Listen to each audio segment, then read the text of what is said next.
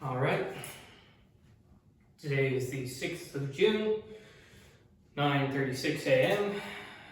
Today we are going over more Greek mathematics, early Greek mathematics, with this lecture, lecture 4, on Alexandrian echoes and diffusion. We'll see what that means as we get more into this lecture. This is from chapter 8 of Boyer and Murbach's work on the history of mathematics, titled Cross Currents. We'll be covering geometry, astronomy, and the decline of Hellenistic innovation. Let me check the camera real quick. Camera's still rolling. So, the civilization we're dealing with is Hellenistic Greece to early Byzantium. Around the 3rd century BCE to 6th century CE or AD BC. Figures we're covering are Eratosthenes, Aristarchus, Hipparchus, Ptolemy, Heron, and Pappus. The age following Archimedes was not one of decline per se, but more so diffusion, a crossroads of astronomy, engineering, trigonometry, and practical geometry. What began as geometry for ideal forms, like we saw in the previous lecture, evolved into geometry for measurement, navigation, and ultimately survival. So it goes back to the earliest roots of the origins of mathematical thought, from the high fields of Plato down to the muck of the practical, I guess you could say. But there's some beauty to that as well. So let me just paint you a picture here of the civilization we're dealing with. Take a look at what exactly this thought diffuses into. So we're going to be dealing with the Roman Empire, because of course, and there's France, there's Spain, there's Western Northern Africa, right? And let's look at this part here with Anatolia coming along here. Terrible, terrible drawing of the Roman Empire, but let's work with it. There's Greece, there's Italy, almost touching that, but okay. So you get the idea. We're working inside, we're going to be working a lot with what's in the Roman Empire, and just to show you something here, the divisions of that would come to later become a problem with running the entire thing. The divisions of Diocletian, this tetrarchy in which the Roman Empire is divided into 4 separate parts, and then 4 being up here. The tetrarchy, 1, 2, 3, 4. 4 segments of the Roman Empire. 4 different channels by which everything can diffuse. You heard me mention Byzantium earlier. This is approximately what the world looks like in 293 AD, with Diocletian and his tetrarchs. And so this is kind of the world we're going to be looking at. This is the world in which this mathematics will diffuse itself and ultimately decline. I said not necessarily decline, but basically decline before we get into some other cultures and the Renaissance. So keep that in mind as we progress throughout this discourse.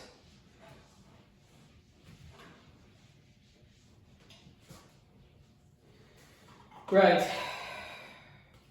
And continuing along the previous narrative format, we're going to be discussing problems and solutions intuitively by which the Greeks came upon things, and solved them, and maybe didn't. So let's ask ourselves a question: can geometry measure the Earth?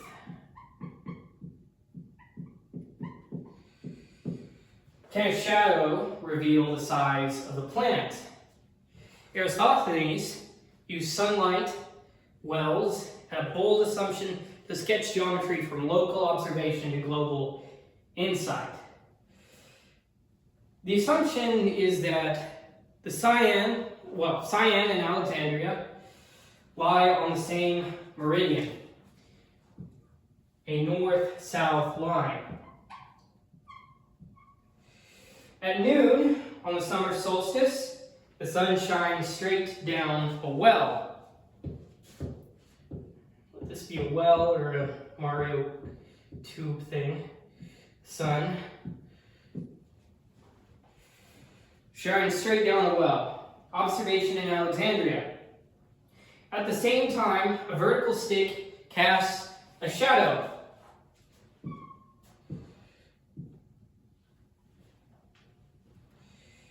The shadow angle is 1/50th of a circle, roughly 7.2 degrees. The distance between the cities is 5,000 stades, a form of measurement from their time. The conclusion: Earth's circumference is 50 times 5,000, which is equal to 2,500 stades. Perhaps I'm pronouncing that wrong. Oh well. So let's take a look at where more of the geometric intuition lies. How exactly is Eratosthenes going to calculate this measurement of the Earth? So, mentioned there the shadow, sunlight, everything like that, all of the factors coming into play to create a way by which we can measure this. Eratosthenes' method: equal angles at Earth's center and surface. Geometry becomes geodesy. With just a shadow, distance, and angle, the Earth becomes legible. This is measurement on a planetary scale without leaving the ground. So like I mentioned earlier, this is 1/50th of a circle, roughly 7.2 degrees. Didn't exactly have that, but yeah, and the distance between the cities, these cities right here, it's roughly 5,000.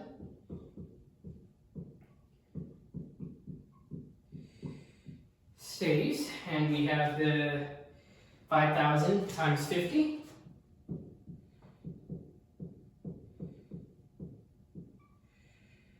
Which equals 250,000 stades. That's the entire circumference of the Earth.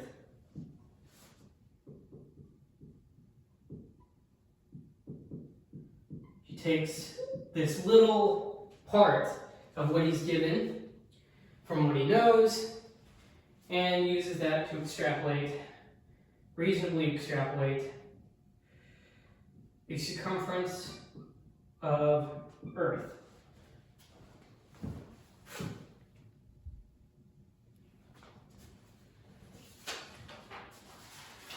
Now, let's gaze even further upward.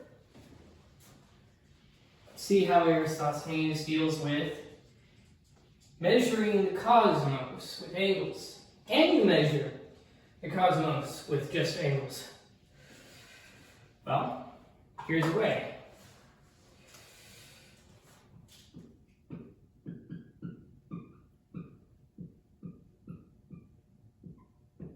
Not Eratosthenes, sorry, Aristarchus.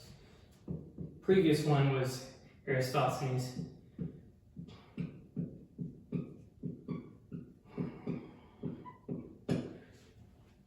Aristarchus turned his gaze upward. He wanted to know, how far is the sun?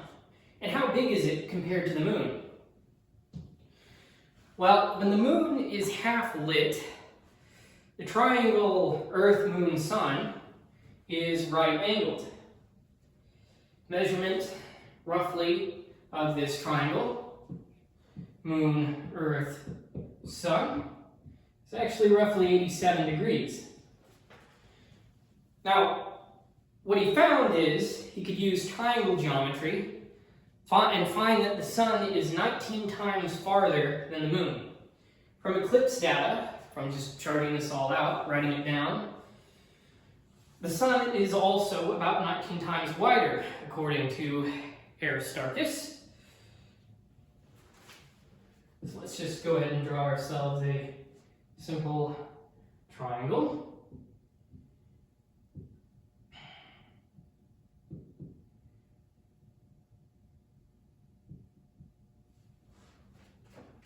The angle between the sun and moon at half lumination, angle MES, is right here. Just go ahead and do that. Now, how exactly do we find the ratios? Well, let's expand upon this. Let's get our drawing right.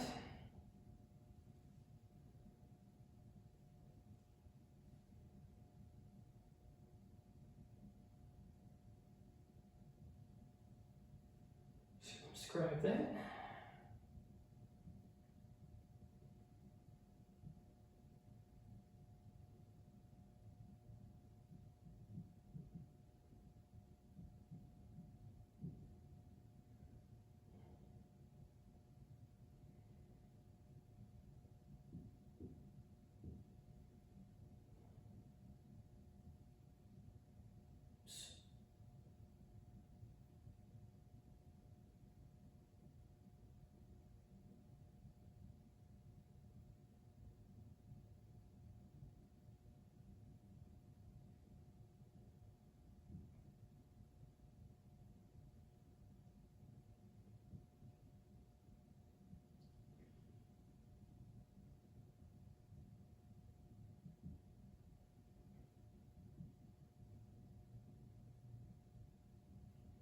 Well, there we go. You can use ellipses and triangles to find size ratios. You just simply circumscribe these in here and extrapolate what you can with that to find the ratios. And you can see it's quite intuitive, geometrically speaking. Angles become telescopes. Aristarchus couldn't measure the sun directly. Instead, he used logic and geometry to peer across space. Now let's look at another example of the Greeks looking at the world through this lens.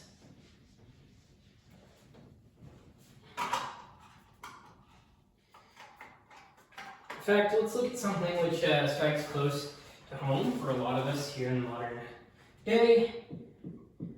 How do you build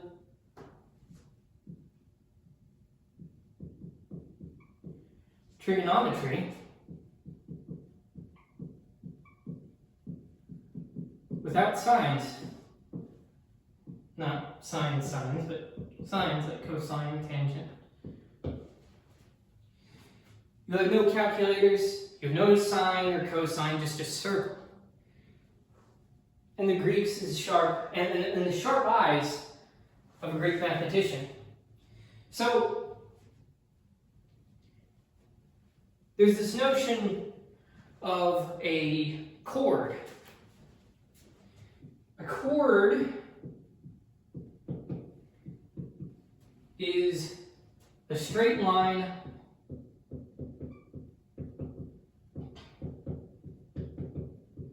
connecting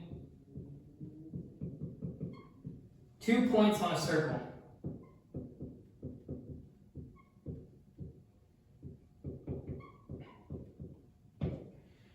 For a central angle of this, the chord is equal to what today would be 2r sine theta over 2.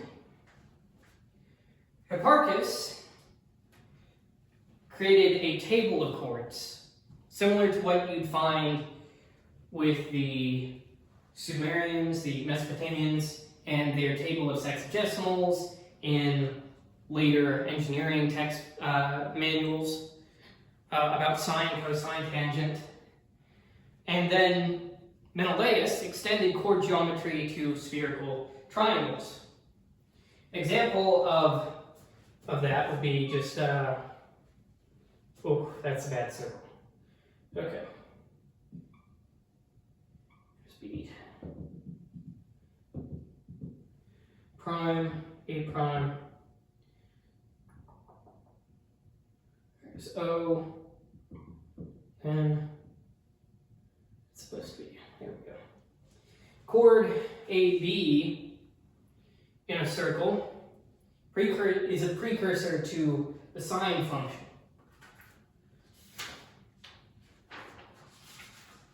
Let's look at this a little more in depth.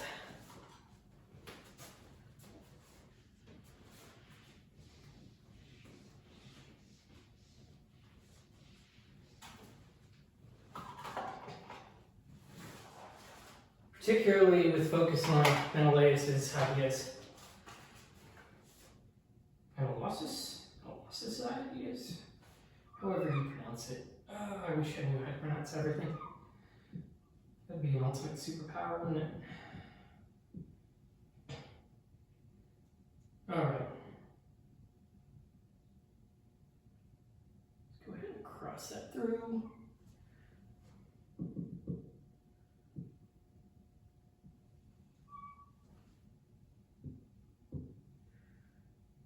And A. Menelaus's geometric lemma using interesting chords and rada. So one of the things that he found here was this idea called Menelaus's theorem. Let me just go ahead and show that geometrically and write down the algebra behind it.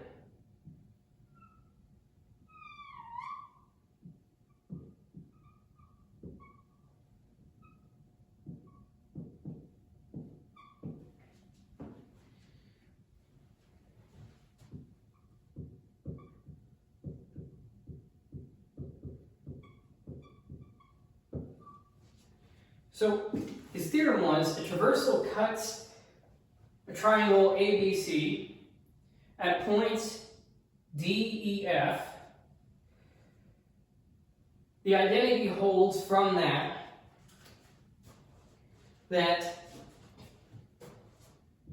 AD over DB times BE over EC times CF over FA, but these are linked, sorry, is equal to 1. Trigonometry was born from astronomy here. The stars demanded accuracy, and geometry delivered even before modern notation existed.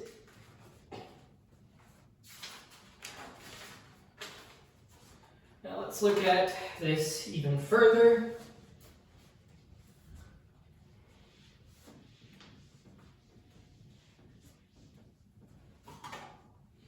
Now, what geometric trick can we use to build a whole trigonometry table, let alone just one identity?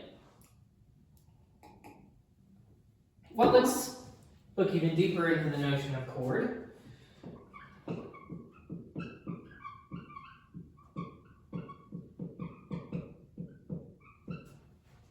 Geometric builds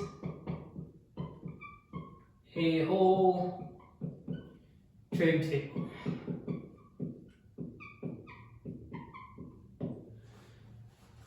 Ptolemy wanted better data for astronomy. There we go. Without algebra or functions, he had to build his trigonometry tables using just geometry. He worked with cyclic quadrilaterals, 4 points on a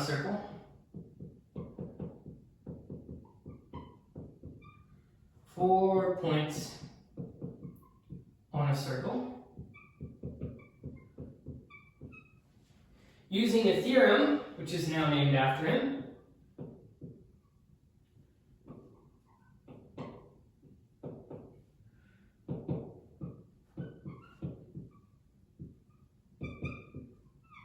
AC times BD is equal to AB times CD plus AD times BC.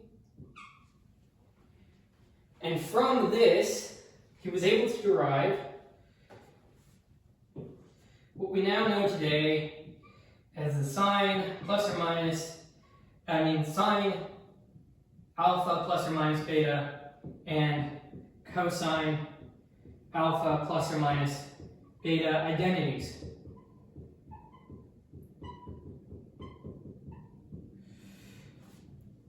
Using recursive chord approximations, using halving and difference, he built a full table of chords from 0.5 degrees to 180 degrees. Let me go ahead and show you a little bit about what that looks like.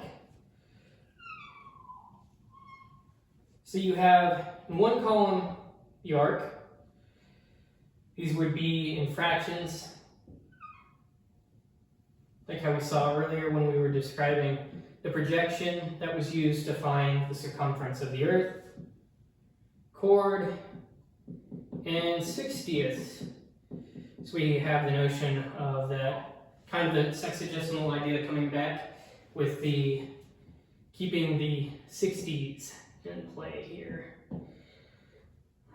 That's funny. Okay, so everything proceeded down this pattern all the way to 180. And the chord measurements were as follows. Let's go ahead and put 109 in there. 97, 41, 38, 0, 0, 36, 2, 3. So Ptolemy was brilliant and was able to put together a whole table going from 0.5 degree to 180 degree, all just through the use of cyclic quadrilaterals, that theorem, and recursive chord approximations. Now let's get a look at some of this, the geometry under the hood.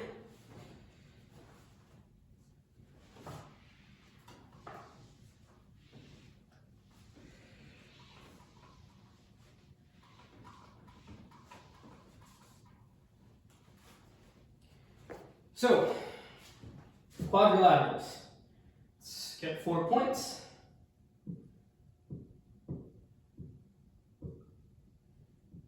There's 4 points. Let's connect them. And there's our quadrilateral. Let's go ahead and do this. And let's label these. This is AD, BD, AB, BC, and CD.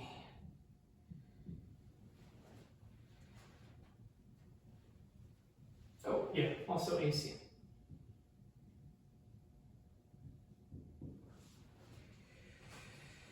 Ptolemy's theorem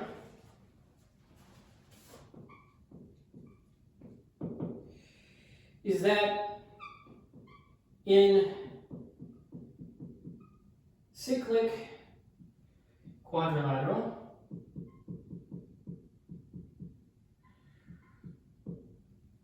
ABCD,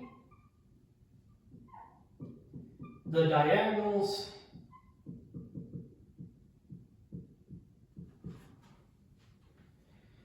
and sides relate via AC times BD is equal to AB times CD plus AD times BC.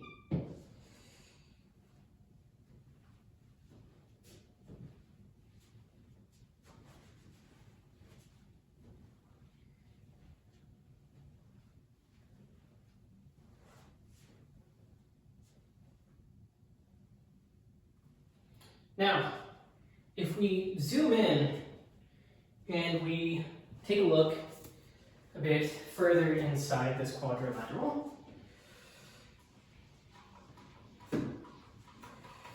we find something interesting.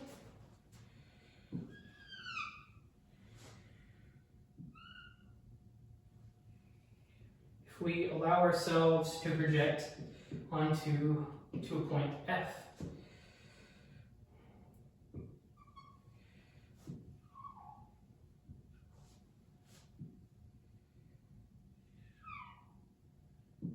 point E to make this imaginary line here. Well, all lines are kind of imaginary. Sine, cosine, beta, cosine, alpha, cosine, beta, sine, alpha, sine, beta, cosine, alpha, sine, beta. Then finally we have this one here to give us this different way of looking at this quadrilateral to get us sine alpha minus beta, cosine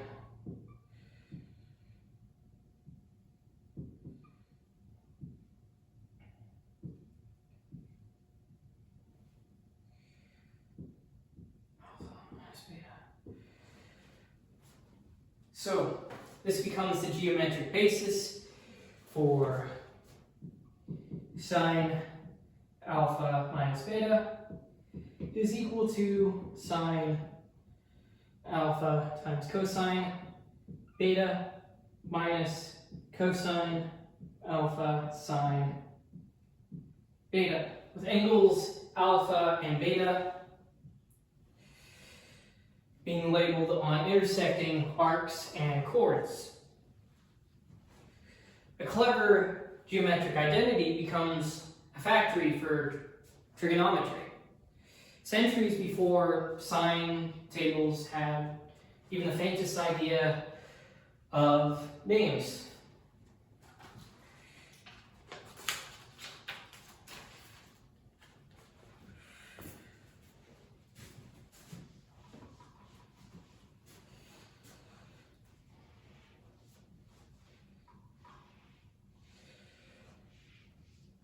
Now let's look at another example of this view from stars influencing what we do here on Earth with mathematics.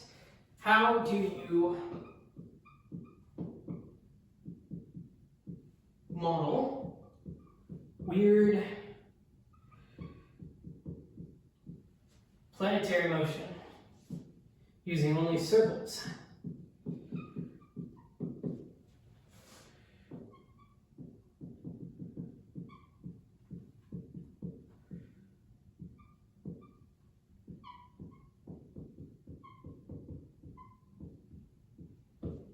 Planets don't move smoothly across the sky.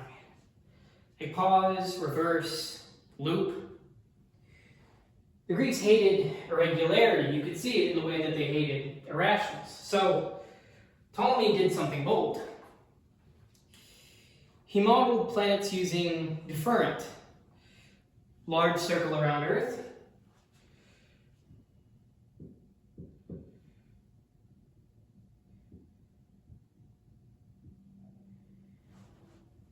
epicycle, smaller circle whose center moves on the determinant, introduced this idea of the equant, a point from which the center of the epicycle appears to move uniformly, and was able to come up with this idea. Let me just draw this out.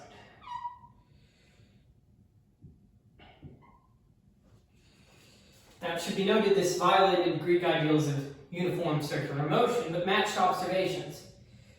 Ptolemy's epicycle plus equant construction was a bold departure from geometric purity, but this model still holds some water.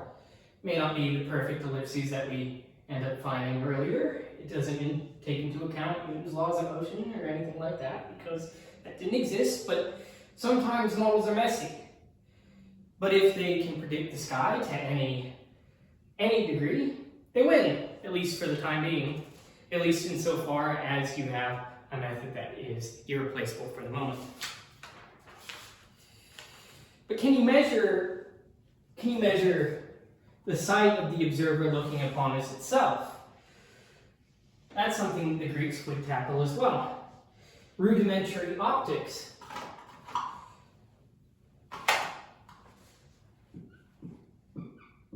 Can you measure sight itself? So light reflects at equal angles.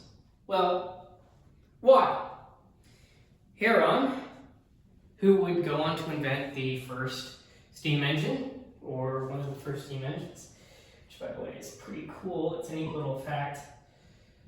He invents one of the first steam engines in ancient times under the Romans. But something like that. Check the camera real quick. Yeah. But Heron figured it out long before physics had equations. Heron asked, why does light bounce off a mirror with equal angles? Something like that. His answer, the path from source to eye via mirror is the shortest path possible. The proof of this is purely geometric, using reflection and triangles. Let me sketch out a rough etching of what that looks like.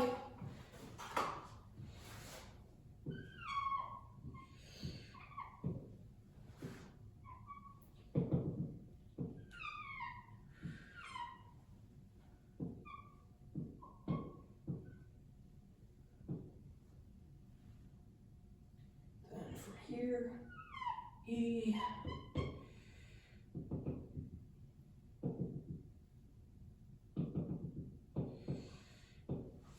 Light's path from object to eye via mirror, the shortest route. Light obeys geometry because nature takes the shortest route, at least insofar as they were concerned in this particular instance.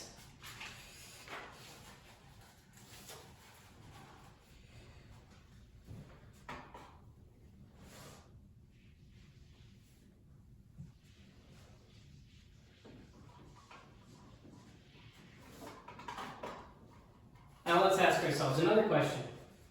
Can you trisect an angle without breaking the rules?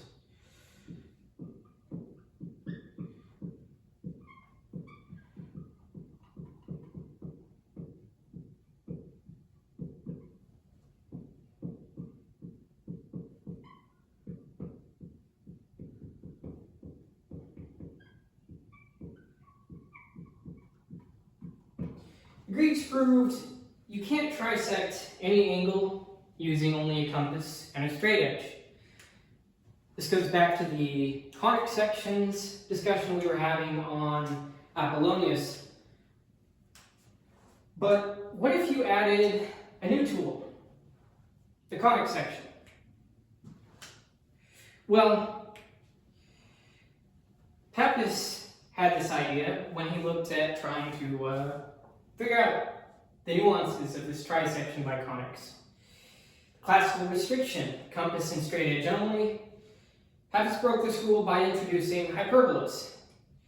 The result was an exact trisection for any angle, constructed geometrically. Let's take a look at that.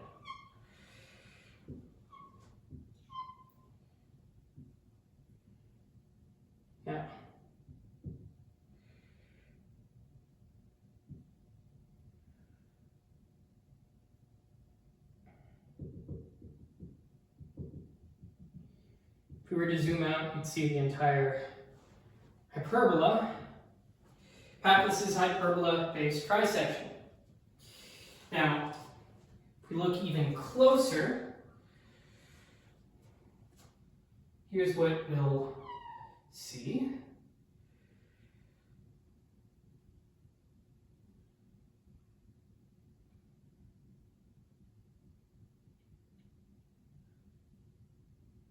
Okay, I'm a bad drawer, but let's not detract from this.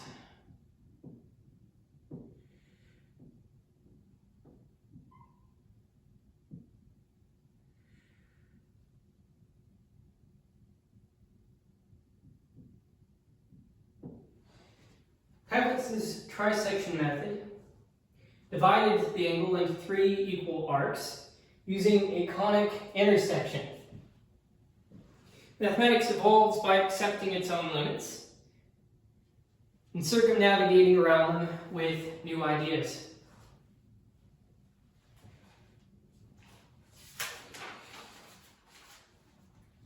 But let's look at some of the walls that the Greeks couldn't exactly circumnavigate around for their time, and which still illuminate new ideas today. With a little interlude on 3 classical problems.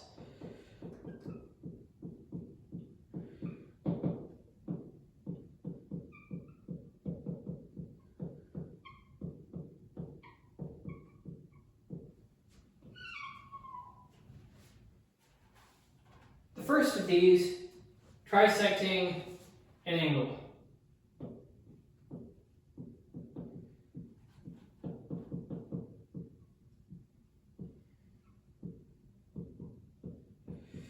The challenge, given an arbitrary angle, divide it into 3 equal parts using only classical tools. Some angles, like 90 degrees, are easy, but the general problem is impossible with just a compass and a straight edge.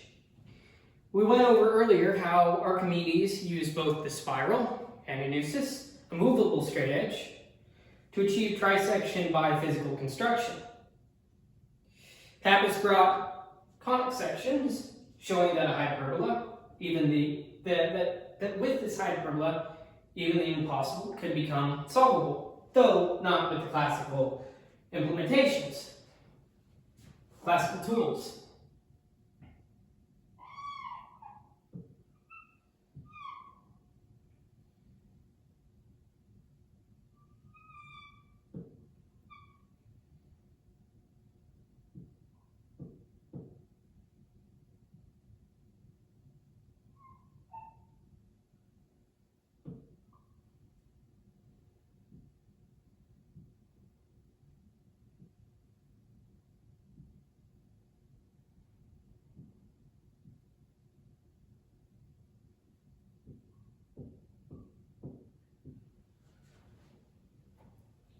Impossible to do this for absolutely everything, the straight edge and compass alone, with human hands, and but it's solvable with conics. So let's look at the other one. Doubling the cube. We went over this last time.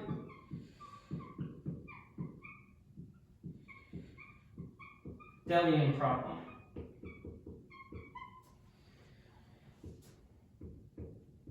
Given a cube, construct another cube with exactly twice its volume.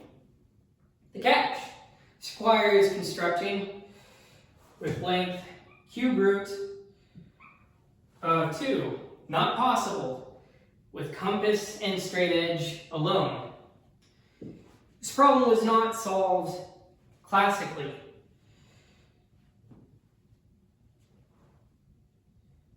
Metamorphosis used intersecting conics, a method later formalized by Apollonius, which we got into, to try and circumnavigate this. While Archimedes didn't tackle this problem directly, his volume work and solid splicing techniques resonate with the spirit of the challenge. So again, straight edge compass. That's what we got to note. You can do this in thought, but straight edge and compass was the wall that they couldn't circumnavigate around. So they came up with new ideas to get around these limitations.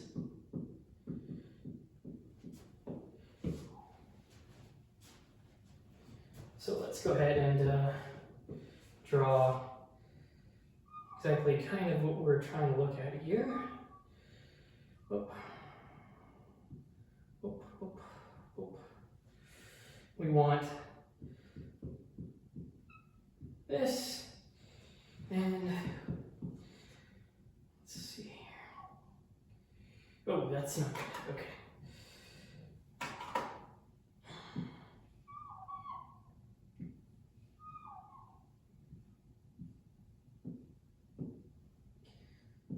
Squared is equal to 2 times 1, which is equal to cube root of 2. Doubling the cube means solving for a side length of cube root of 2, which they couldn't do with the tools they had. But Apollonius and Archimedes came up with different ways to circumnavigate their limitations and get to the root of the issue. And then let's look at the most famous of these.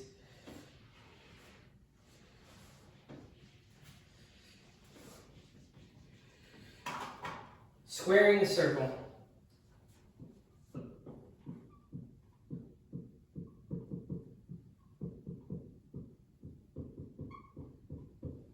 Construct a square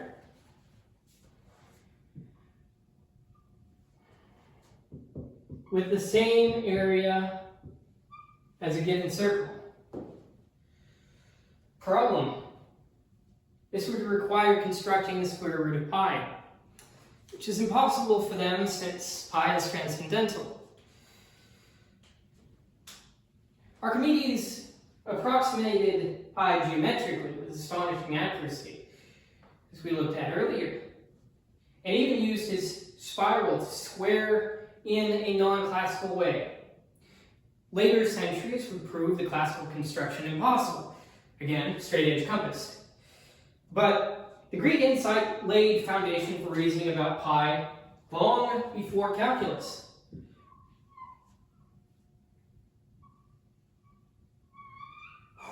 That's a bad circle. Okay. It's supposed to be a circle. And that's supposed to be in there. Oh my gosh. Okay. There we go. Square root of pi. No classical construction can yield a square equal in area to a given circle. With all this in mind, the Greeks discovered not everything can be constructed, and that realization itself is revolutionary. You hit a wall and you figure out ways to go around it, and then everybody else after you is now paying more close attention to that whole interaction.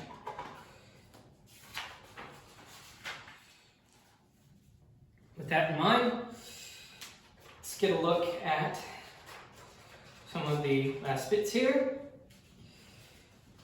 and ask ourselves,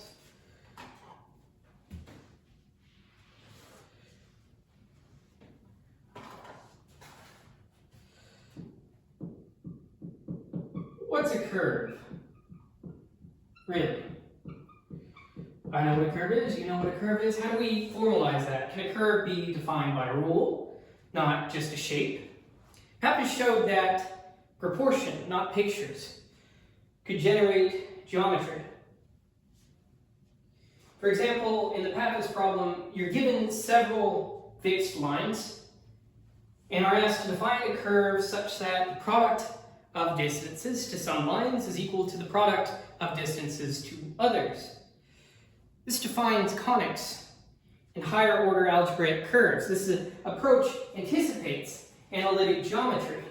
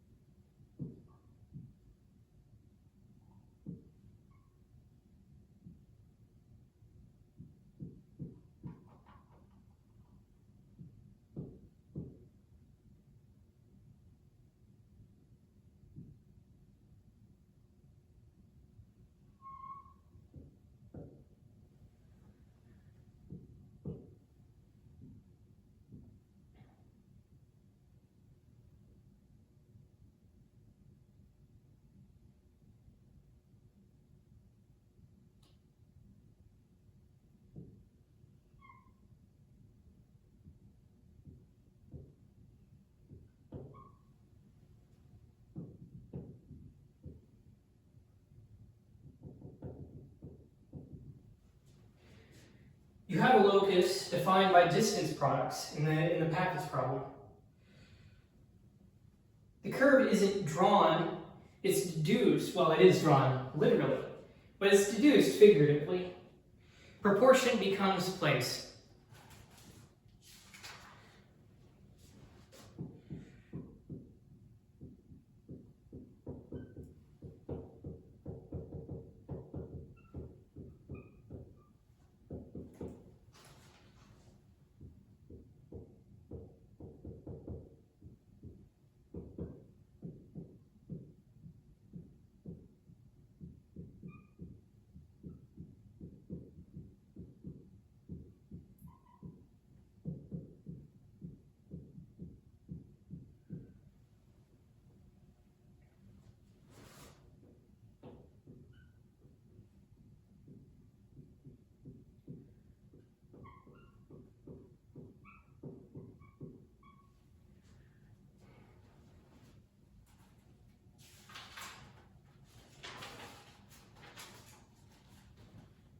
Now, let's ask ourselves another question.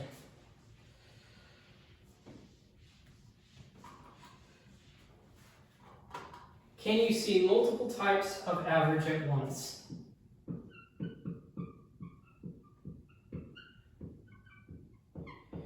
Yes, just go to the average Walmart. That's me. Okay.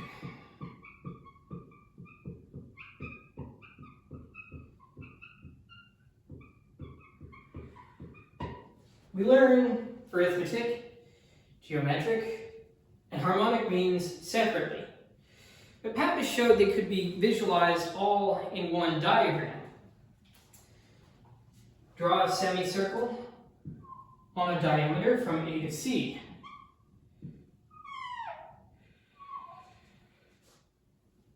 Drop perpendicular DB and construct segments. Yes. DB. Construct segments DO for the arithmetic mean of AB, BC, geometric mean DB, and harmonic mean DF.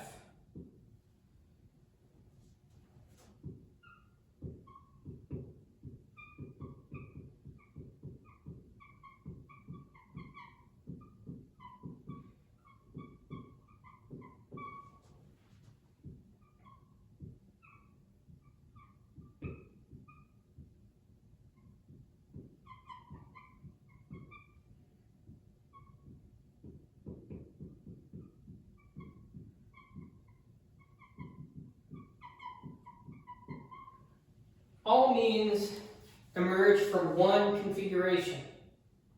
Visualizing the arithmetic, geometric, and harmonic means wasn't just a way, wasn't just another perspective, wasn't just a passing fancy for them, it was the only way. Geometry doesn't just prove here, it visualizes relationships we usually treat as abstract.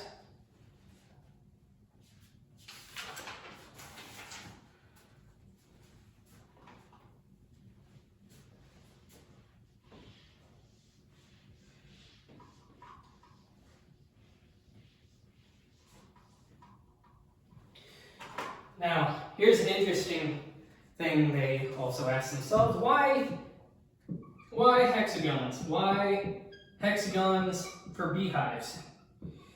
Just why hexagons in general? Why do bees make honeycombs with hexagons? They found that because no other shape tiles space so efficiently with so much area. They asked, what shape with a fixed perimeter encloses the most area? And Pappus, and earlier Zenodorus, showed among regular tilings, the hexagon wins. Nature seems to know this insofar as they're concerned. Bees instinctively build hexagonal cells. Now, you don't necessarily have to have an idea of what exactly a thing is before you can act out upon a thing, like we were talking about in the origins of mathematical thought. Hunter-gatherer humans used sticks and then tally marks to look at different things, whatever it was. The number of people that returned to and fro from some area or other. It didn't matter. They didn't know what a tally mark was, per se. They didn't have the words tally mark, but they marked. Bees can feel the pressure. Different insects and things can feel the pressure of things bending, breaking. And they can fly, you know, but if they want to make a home, they've got to build it with hexagons. And Pappus, other Greeks, thought that the reason why is because this.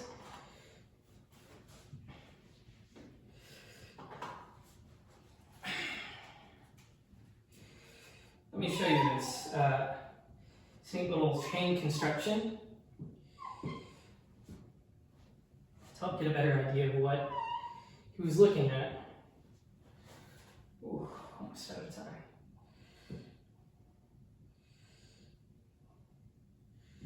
So, hexagons can do this much better. These chose hexagons, the best area to edge ratio entirely.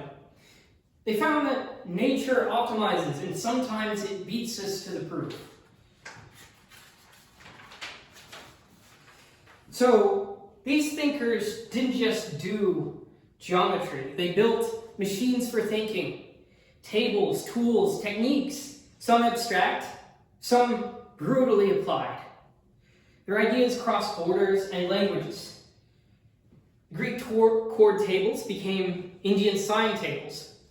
Ptolemy's planetary models influenced Islamic astronomy and later Copernican systems. In parallel, Chinese scholars developed precise numerical methods, calendars, and approximation algorithms, often centuries ahead of their time. They all laid the groundwork for China's enduring computational ingenuity, India's decimal revolution, Islam's algebraic synthesis, and Europe's later rediscovery of mathematical reason along the same lines in the Renaissance. This chapter closes the curtain on ancient geometry, but leaves the stage set for its transformation in new languages, new tools, and new visions of the universe.